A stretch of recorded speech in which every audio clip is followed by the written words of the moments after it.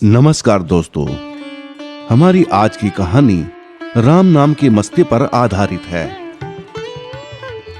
एक गांव में राघव नाम का लड़का रहता था। बहुत ही सीधा सादा सरल स्वभाव था उसका, परंतु आलसी बहुत था। हमेशा राम नाम का जाप करता था। राघव के परिवार के लोग उसके आलसीपन से बहुत परेशान थे। वो उसको हमेशा खूब खरी खोटी सुनाते रहते थे, पर राघव पर इसका कोई असर नहीं होता था। वो तो राम नाम की मस्ती में ही मस्त रहता। एक दिन उसके किसी मित्र ने उससे कहा कि दूसरे गांव में एक आश्रम है, वो वहीं क्यों नहीं चला जाता। वहां ना तो रहने की चिंता, ना काम की चिंता।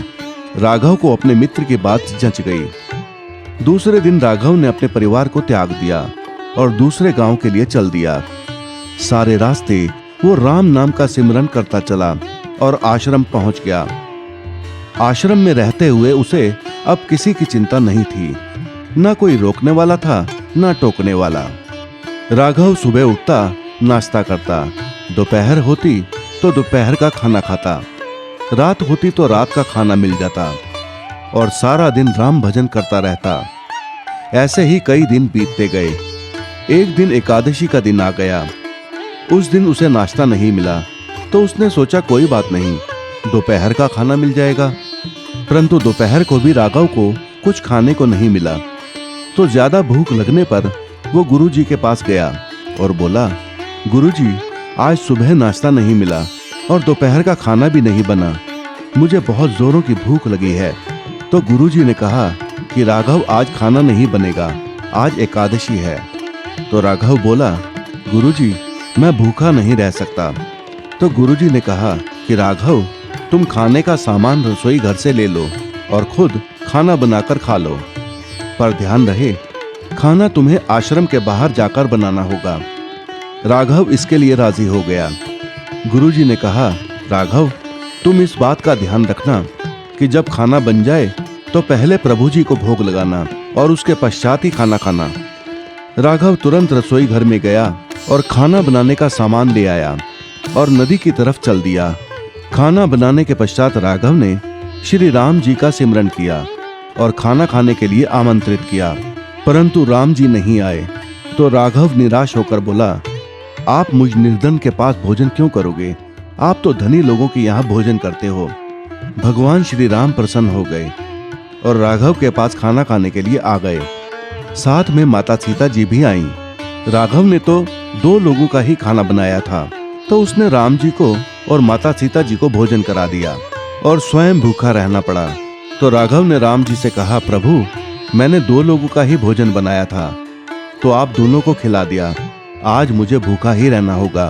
किंतु कोई बात नहीं प्रभु, अगली बार जब आप आएं तो मुझे पहले ही सूचित कर देना कि कितने लोग आएंगे, ताकि मैं उतने लोगों का खाना बना सकूं। प्रभु कुछ नहीं बोले और मुस्कुराकर चल दिए। कुछ दिन बाद फिर एकादशी का दिन आ गया। राघव ने अब की बार 3 लोगों का खाना बनाया और राम जी को पुकारने लगा कि प्रभु आइए और भोजन कीजिए। राम जी प्रकट हुए तो राघव ने देखा कि इस बार राम जी के साथ माता सीता जी और साथ में हनुमान जी भी आए हुए हैं। अब राघव ने तीनों को भोजन कराया। इस बार भी राघव भूखा ही रह गया। तो उसने राम जी से कहा, मैं इस बार भी भूखा ही रह गया, पर कोई बात नहीं प्रभु, जब आप अगली बार आएं तो आपके साथ कितने लोग आएंगे ये जरूर बता देना, क्योंकि मुझे आप लोगों की संख्या का पता नहीं होता, इसलिए खाना बनाने का अंदाजा नहीं रहता। प्रभु फिर मुस्कुराए और चले गए। कुछ दिन बाद फिर एकादशी का दिन आया तो राघव ने अपने गुरुजी से कहा कि गुरुजी, मुझे खाना बनाने के लिए ज्यादा सामग्री चाहिए। तो गुरुजी ने कहा, ठीक है, जाकर रसोई घर में से ले लो। राघव वहां से चला गया, पर गुरुजी के मन में संदेह हो गया कि राघव इतने अन्न का करता क्या है। तो वो राघव का पीछा करने लगे और नदी के किनारे पहुंच गए और देखने लगे कि राघव इस अन्न का करता क्या है। काफी देर हो गई पर राघव ने खाना नहीं बनाया। गुरुजी ने देखा कि राघव कुछ प्रार्थना कर रहा है। राघव ने प्रार्थना की कि प्रभु राम जी आइए, आप खुद ही खाना बनाइए और भोग लगाइए, क्योंकि आपके साथ कितने लोग आएंगे मुझे तो पता ही नहीं रहता। इतने में राघव ने देखा कि राम जी के साथ बहुत सारे लोग आए हैं। तो राघव ने कहा, प्रभु, अब तो आपको ही इतने लोगों का खाना बनाना होगा। प्रभु मुस्कुरा दिए। ये सारी बातें गुरुजी छुपकर सुन रहे थे।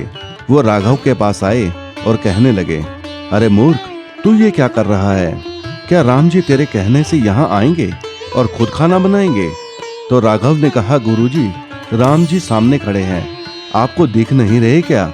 तो गुरुजी ने राघव को डांट लगाते हुए कहा कि तू मुझे मूर्ख समझ रहा है क्या?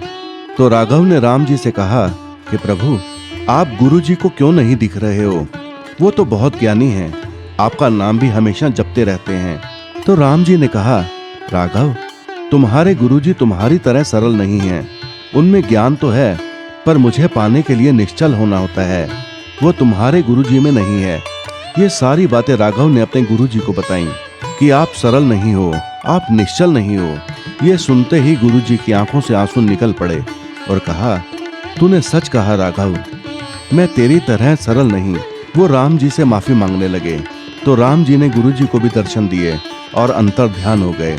राघव और गुरुजी राम नाम जपते हुए अपने आश्रम में आ गए और प्रभु भक्ति में लीन हो गए। दोस्तों, ये कहानी हमें सिखाती है कि जितना हम सरल और निश्चल होंगे, मंजिल उतनी ही आसान होगी। आपको ये कहानी कैसी लगी? कृपया कमेंट करके हमें जरूर बताएं। यदि कहानी अच्छी लगी हो तो कृपया लाइक और सब्सक्राइब जरूर करें। धन्यवाद।